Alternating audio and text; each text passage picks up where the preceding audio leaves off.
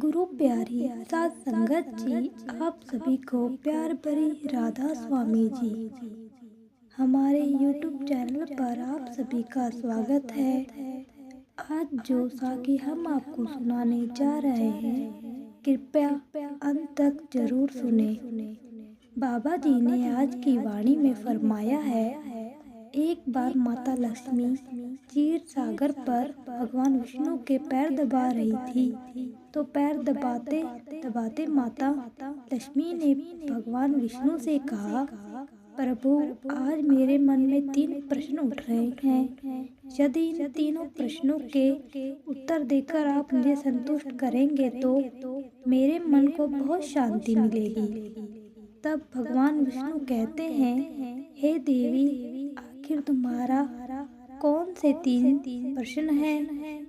तो माता लक्ष्मी कहती हैं, हे प्रभु, वह कौन सी स्त्री होती है जिसके भाग्य में संतान सुख नहीं होता?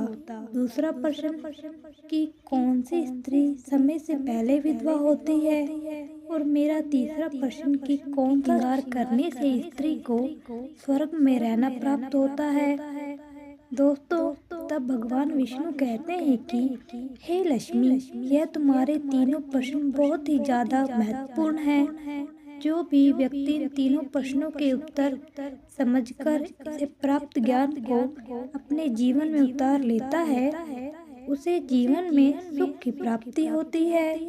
दोस्तों, भगवान विष्णु कहते हैं, हे देवी लक्ष्मी, अब मैं तुम्हें तुम्हारे तीनों प्रश्नों के उत्तर एक छोटी सी कहानी के माध्यम से देने वाला हूँ। इस कहानी के माध्यम से तुम अपने तीनों प्रश्नों के उत्तर ठीक तरह से समझ पाओगी। परंतु मेरी एक शर्त है, जब तक मैं कहानी सुनाऊं तब तक तुम्हें इस कहानी को ध्यान से सुनना है। तो माता लक्ष्मी कहने लगी, प्रभु, मैं आपको वचन देती हूँ कि इस कथा को मैं पूरे मन और लगन से सुनूंगी। आप कृपया उस कथा को आरंभ करें। तो दोस्तों, आप सभी से एक विनती है कि आप भी इस कथा को पूरा जरूर सुने। इसे आधा अधूरा सुनना पाप माना जाता है। कथा शुरू करने से पहले कमेंट में राधा स्वामी जी अवश्य लिखें, साथ ही लाइक करना ना भूलें। तो चलिए आरंभ करते हैं। प्रिय बंधुओं, भगवान श्री कृष्ण कहते हैं, लक्ष्मी किसी राज्य में एक छोटा सा नगर था। उस नगर में एक सेठ रहता था। उस सेठ के 2 बेटे थे और बेटे के बेटों की शादी भी हो चुकी थी। सेठ की पत्नी और सेठ के बड़े बेटे दोनों ही स्वभाव दुष्ट प्रवृत्ति का था। इसलिए सेठ की पत्नी अपने बड़े बेटे की पत्नी से बहुत ज्यादा प्यार करती थी, मगर छोटे बेटे की पत्नी जो थी वह बड़े ही अच्छे स्वभाव की थी और वह एक ही पतिव्रता स्त्री थी और पूरे घर का सारा कामकाज भी वह अकेले करती थी। इतना कुछ होने पर भी सेठ की पत्नी और बड़े बेटे की पत्नी छोटी बहू को हमेशा ही अपमान करती रहती थी। दोस्तों, भगवान विष्णु कहते हैं, हे लक्ष्मी, सेठ के बड़े बेटे की बहू को एक बेटा था और छोटी बहू को एक पुत्री थी। सेठ की पत्नी हमेशा पुत्र को लेकर छोटी बहू को ताना मारती थी, लेकिन वह क्या कर सकती थी? वह हमेशा उनके ताने सुनती रहती थी। दोस्तों, तब भगवान विष्णु कहते हैं, हे लक्ष्मी, अब मैं तुम्हें छोटी बहू की कहानी अच्छे तरीके से समझाता हूँ। इस कहानी से तुम्हारे पहले प्रश्न का उत्तर प्राप्त होगा। तुम्हारा पहला प्रश्न था कि कौन सी स्त्री के भाग्य में पुत्र की प्राप्ति नहीं होती। तब भगवान विष्णु कहते हैं, देवी, उस सेठ की जो पत्नी थी वह पहले से ही बड़े ही दुष्ट स्वभाव की थी। उसके कुटिल स्वभाव सभी घर वालों को बहुत ही ज्यादा परेशान करते थे, परंतु अपनी सीधी छोटी बहू को वह कुछ ज्यादा ही परेशान करती थी। उसको संतान में उसको बहुत ही ज्यादा आनंद आता था। सेठ के छोटे बेटे की पत्नी का नाम सुकन्या था। बेचारी सुकन्या सुबह जल्दी उठकर अपने काम काज में जुट जाती थी। इतना करने पर भी सेठ की पत्नी की निगाहों में सुकन्या हमेशा खटकती रहती थी। एक दिन की बात है, सुकन्या घर में झाड़ू लगा रही थी तो सेठ की पत्नी बोली कि तेरे हाथ में जान नहीं है क्या? तू जल्दी जल्दी झाड़ू लगा, मैं मंदिर जा रही हूँ। मेरे लौटकर आने से पहले तू भोजन बनाकर तैयार रखना और आते ही मैं उस भोजन को ग्रहण करूँगी और अन्न का एक दाना भी बर्बाद ना हो पाए। बेचारी सुकन्या करती तो क्या, वह अपनी सास की बातों को सुनती रही। तब घर की सफाई करने के बाद सुकन्या खाना बनाने लग गई। खाना बनाते समय वह मन में सोच रही थी कि मैं इतना काम करने के बाद भी एक पल के लिए चैन की सांस नहीं ले पाती और मेरी सास हर समय मेरे काम में कोई न कोई गलती निकालती रहती है। सुकन्या यह सब सोच ही रही थी, इतने में दरवाजा खटखटाने की आवाज आई तो सुकन्या ने सोचा कि अभी तो भोजन भी तैयार नहीं हुआ, लगता है मेरी सास आ गई है। तब सुकन्या ने दरवाजा खोला तो उसने देखा कि बाहर दरवाजे पर एक सन्यासी महात्मा खड़े हैं। दोस्तों, वे साधु महाराज सुकन्या से कहता है कि बेटी तेरा सुहाग अमर रहे, बाबा को भोजन करा दे, मुझे बड़ी तेजी से भूख लग रही है। भगवान विष्णु कहते हैं कि लक्ष्मी सुकन्या बहुत ही सुशील और संस्कारी थी। उसने सोचा कि साधु महाराज को भोजन करा देती हूँ, परंतु यदि मेरी सास आ गई तो मेरी खैर नहीं। फिर कुछ देर सोच विचार करने के बाद उसने सन्यासी को भोजन करने के लिए अंदर आने को कहा और उसी समय सुकन्या के मन में विचार आया कि सास से डरना कैसा, यदि मेरी सास आ भी जाएगी और मुझे कुछ कहेगी तो मैं उनसे कह दूंगी कि मैं अपने हिस्से का भोजन इन महात्माओं को दे रही हूँ। भगवान विष्णु कहते हैं, हे लक्ष्मी। फिर ऐसा सोचकर सुकन्या साधु को अंदर ले गई और अतिथि धर्म का पालन करते हुए उस साधु को भोजन करवाने लगी। अभी साधु भोजन कर ही रहा था कि सुकन्या की सास आ गई और फिर साधु को घर के अंदर बैठा भोजन करते देखकर उसका गुस्सा सातवें आसमान पर चढ़ गया और एकदम से साधु महाराज से कहने लगी, यहाँ पर क्या किस प्रकार का भंडारा या दावत नहीं चल रही है, जो तो राह चलते भीख मांगने वालों को घर में बिठाकर खिला रही है। सुकन्या ने अपनी सास को रोकने की बहुत कोशिश की, परंतु दुष्ट स्त्री ने सन्यासी को धक्के मारकर घर से निकाल दिया और उसका खाना उठाकर फेंक दिया। अब उसका क्रोध सुकन्या पर टूटा और कहने लगी, अरे दुष्ट औरत, मैंने तुझे कहा था कि अन्न का एक दाना भी बर्बाद नहीं होना चाहिए, लेकिन तूने क्या किया, उस भिखमंगे को इतना सारा भोजन दे दिया। दोस्तों, भगवान विष्णु कहते हैं, हे लक्ष्मी। सुकन्या डरती हुई बोली, सासू माँ, मैंने सन्यासी को अपने हिस्से का भोजन दिया है, इसमें आखिर इतना गुस्सा होने की क्या बात है? द्वार पर आए अतिथियों को कभी खाली हाथ नहीं भेजते, ऐसा शास्त्र कहते हैं। भगवान विष्णु कहते हैं, इस प्रकार काफी देर तक सास बहू की तकरार चलती रही। अंत में उस कुटिल सास ने सुकन्या को भी धक्के मारकर घर से निकाल दिया। अब वह बेचारी रोती हुई घर का दरवाजा खटखटाती रही, परंतु उसकी सास पत्थर जैसी बन गई, उसका दिल नहीं पिसा। अब सुकन्या के पास एक ही रास्ता बचा था कि वह अपने मायके में लौट जाए। भगवान विष्णु कहते हैं, लक्ष्मी। इस प्रकार सुकन्या दुखी होकर अपने मायके के लिए निकल गई और बीच रास्ते में घना जंगल भी पड़ता था। सुकन्या भूखे प्यासे तड़पती हुई अपने मायके के लिए चली जा रही थी। तभी अचानक जोरों से बादल गरजने और मूसलाधार बारिश हो गई। भगवान विष्णु कहते हैं बारिश से बचने के लिए सुकन्या ने एक पेड़ की शरण ली, लेकिन वर्षा का वेग इतना तेज था कि बचना मुश्किल हो गया था। अब उसी पेड़ की जड़ में एक कठोर बना था।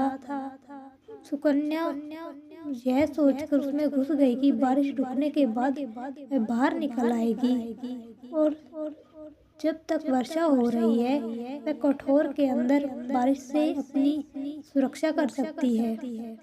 दर्शकों, भगवान विष्णु कहते हैं, हे लक्ष्मी, जब सुकन्या उस पेड़ के कठोर में घुसी तो उस कठोर के अंदर उस एक साधु मिले। फिर संत ने कहा, बेटी रोना बंद करो।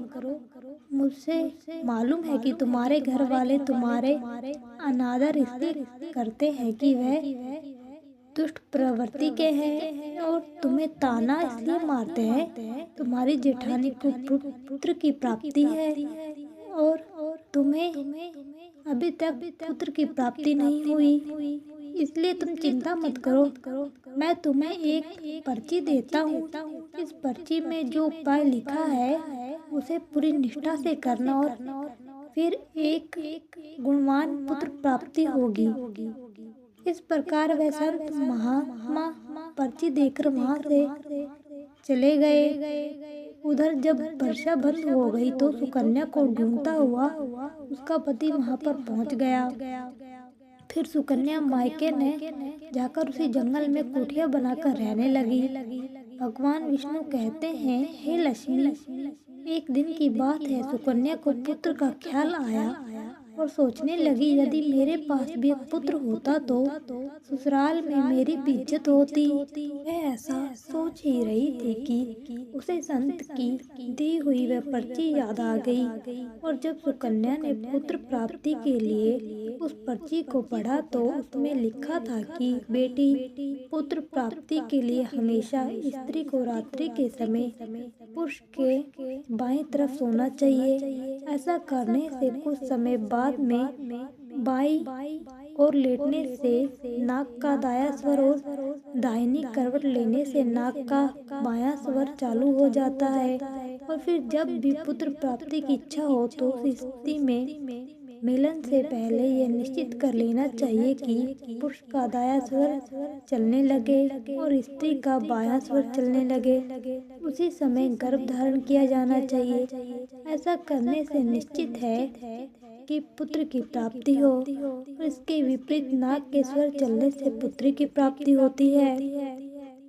पर्ची में आगे लिखा था कि मासिक धर्म शुरू होने के प्रथम 4 दिवस में मिलन से शुरू पुरुष रोग को प्राप्त होता है। 5वीं रात्रि में मिलन से कन्या की प्राप्ति होती है। 6ठी रात्रि मिलन से पुत्र होता है। 7वीं रात्रि में मिलन से बधा पुत्री होती है।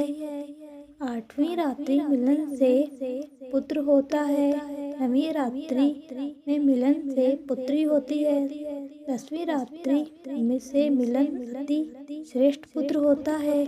11वीं रात में मिलन से सुंदर व अच्छे संस्कार वाली पुत्री प्राप्त होती है। भगवान विष्णु कहते हैं, लक्ष्मी, इस प्रकार उस सुकन्या ने 10वीं रात्रि अपने पति से मिलन किया और गर्भ धारण किया। अब सुबह स्नान आदि क्रिया से निर्वित होकर पूजा पाठ कर सुकन्या का पति लकड़ी काटने चला गया। उसके पति के जाने के बाद तूफान आ गया। अब सुकन्या की झोपड़ी तूफान में उड़ गई और भारी बारिश होने लगी और फिर सुकन्या बारिश से बचने के लिए एक पेड़ पर एक पता लिखती है। यह पता उसी कोर का था जिस कोर में सुकन्या बारिश से बचने के लिए पहले छुप गई थी और सुकन्या ने पेड़ के ऊपर पता लिख दिया था। जब उसका पति वापस आया तो पेड़ पर लिखा था पता पढ़कर उसी कोटर के पास गया। भगवान विष्णु कहते हैं, हे लक्ष्मी, उधर सुकन्या उस कोटर में जाकर छुप जाती है, जो कोटर एक पेड़ की छड़ से बना हुआ था। उस पेड़ के पास में दो राक्षी का निवास रहन स्थान था। इधर तो वह सुकन्या वर्षों से बचने के लिए उस क्वार्टर में छुपी हुई थी, और उधर वह दोनों राक्षसी बारिश से परेशान होकर उस पेड़ की तरफ चली आ रही थी। फिर तो पेड़ के नीचे आकर एक राक्षसी कहने लगी, अब तो चला भी नहीं जाता, वरना मन कर रहा था कि सोना टाप पर चली जाऊं। दूसरी राक्षसी बोली, इसमें क्या बड़ी बात है, ये पेड़ हमें अभी उड़ाकर वहीं पहुंचा देगा जहाँ पर सोने का टापू है। ऐसा कहकर कि वह दोनों पेड़ की शाखा पर बैठ गई और पेड़ एकदम से उड़ने लगा। उधर थकी हारी सुकन्या कोठर में छुपी हुई थी। कोठर में घुसते ही सुकन्या को नींद आ गई थी, लेकिन पेड़ के उड़ने लगने वाले झटकों से सुकन्या की नींद खुल गई और पेड़ को उड़ता देखकर वह एकदम से घबरा गई। जब सुकन्या कोठर में से बाहर देखा तो पेड़ की डाल पर दो राक्षसी बैठी थी। सुकन्या ने परिस्थिति के साथ समझौता किया और सोचा कि जो होगा अच्छा ही होगा। फिर कुछ देर की उड़ान के बाद वह पेड़ एक सोना टापू पर पहुंचकर उतर गया। उधर दोनों राक्षसी को भूख लग रही थी, इसलिए वे दोनों शिकार की तलाश में निकल गई। भगवान विष्णु कहते हैं, हे लक्ष्मी, उन दोनों राक्षस के जाने के बाद सुकन्या कोटर से बाहर निकली और उसने चैन की सांस ली। अब जैसे ही सुकन्या सोना टापू पर फैली रेत को देखा तो एकदम से अचंभित पड़ गई कि ये रेत तो चमचमा रही है। और जैसे ही सुकन्या ने रेत को हाथ में उठाया तो एकदम से चिल्ला लगी, अरे ये तो सोने की रेत है। और फिर सुकन्या ने अपनी साड़ी की आंचल में वह इतनी रेत बांध ली थी, उसने बांध ली और पुनः आकर उसी कोटर में छिप गई। भगवान विष्णु कहते हैं, इधर तो सुकन्या को उस कोटर में वापस जाना हुआ। उधर दोनों राक्षसी पेड़ पर वापस आ गई और वह आपस में कहने लगी, आज तो भरे पेट खाना खाकर के पूरी तृप्ति हो गई। अब चलो वापस लौट चलते हैं हम जहाँ से आए थे। और फिर इसी प्रकार थोड़ी देर में वे पेड़ उड़कर उसी स्थान पर पहुँच गया जहाँ से वे पेड़ उड़कर आया था। भगवान विष्णु कहते हैं, लक्ष्मी व सुकन्या अब तक उसी कोठर में छिपी रही थी, जब तक किसी कार्यवश वह राक्षस हंसी उस पेड़ से चल नहीं गई। और जैसे ही वह दोनों उस पेड़ से चली गई, वैसे ही सुकन्या सोने की रेत लेकर उस क्वार्टर से बाहर आ गई। और मैंने मन में सोचने लगी कि इतना सारा सोना देखकर मेरी सासू माँ खुश हो जाएगी और अब मैं अपने ससुराल वापस जाऊंगी और अपनी सासू माँ को इतना सारा सोना दूंगी, फिर वह मुझसे कभी भी नफरत नहीं करेगी और मुझे प्यार करने लगेगी। भगवान विष्णु कहते हैं, हे लक्ष्मी, इधर तो सुकन्या ऐसा सोच रही थी, तब तक सुकन्या का पति सुकन्या को ढूंढता हुआ उसी कोर की तरफ आ जाता है और सुकन्या अपने पति को सारी बात बताती है और अपने पति के साथ वापस अपने ससुराल पहुंचकर अपनी सासू माँ से कहती है, देखो सासू माँ, मैंने आपके लिए क्या लाई हूँ। और ऐसा कहकर वह सारा सोना अपनी सास को देती है और इस सोने कैसा प्राप्त हुआ वह सारी घटना भी अपनी सास को बता देती है। भगवान विष्णु कहते हैं, सोना देने के बाद सुकन्या की सास एकदम से क्रोधित होकर बोली, अरे मूर्ख औरत, तू बस इतना सा ही सोना लेकर आई है, इतने सोने से क्या होगा, मैं होती तो बहुत सारा सोना लेकर आ जाती। फिर अपनी सास की बात सुनकर वह सुकन्या कहने लगी, माँ जी, हमारी 3-4 पीढ़ियों के लिए इतना सोना काफी है। तो सास कहने लगी, ओ मूर्ख, सोना भी काफी होता है क्या, जितना हो उतना ही कम है। अब देख, मैं जाऊंगी और कितना सोना लेकर आती हूँ। भगवान विष्णु कहते हैं, हे लक्ष्मी, सुकन्या ने अपनी सास को बहुत समझाया परंतु उस लालची दुष्ट स्त्री के समझ में एक भी बात नहीं आई। उसने सुकन्या की एक भी बात नहीं सुनी और जाकर उसी पेड़ के कोटर में बैठ गई। उधर वे दोनों राक्षसी जैसे ही पेड़ पर आई तो एकदम से वह पेड़ उड़ने लगा। इधर तो पेड़ उड़ता हुआ जा रहा था। इधर वे सुकन्या की सास अब मन ही मन में बहुत खुश हो रही थी कि आज मैं बहुत सारा सोना एक साथ लेकर आऊंगी, भगवान विष्णु कहते हैं। इधर तो सुकन्या की सास अपने मन में खुशियां मना रही थी। उसी समय एक राक्षसी कहने लगी, चलो आज स्वर्ण द्वीप पर ना चलकर मृत्यु द्वीप पर चलते हैं। आज मछलियां खाने का बहुत मन कर रहा है। और फिर जैसे ही राक्षस ने मछली खाने का मन बनाया, वैसे ही वे पेड़ मत्स्य की तरफ उड़ चला। भगवान विष्णु कहते हैं, हे लक्ष्मी, इस प्रकार राक्षस की बात सुनकर कठोर में बैठी लालची स्त्री स्वयं पर संयम नहीं रख सकी और एकदम से बोल पड़ी, अरे तुम सोना टापू क्यों नहीं जा रही हो? मत्स्य द्वीप मत जाओ, सोना टापू पर चलो।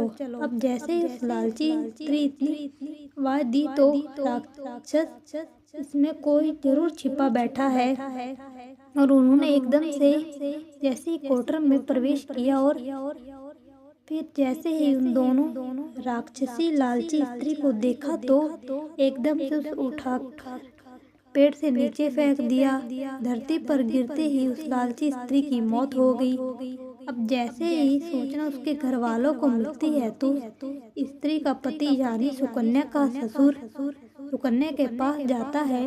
उसे कहता है, बेटी मैं तो उसे पहले ही समझाता था कि तू ऐसा काम मत कर। कभी भी किसी को लालच नहीं करना चाहिए और बहू बेटी की तरह होती है। अगर कहानी अच्छी लगी हो तो चैनल को सब्सक्राइब करें। राधा स्वामी जी।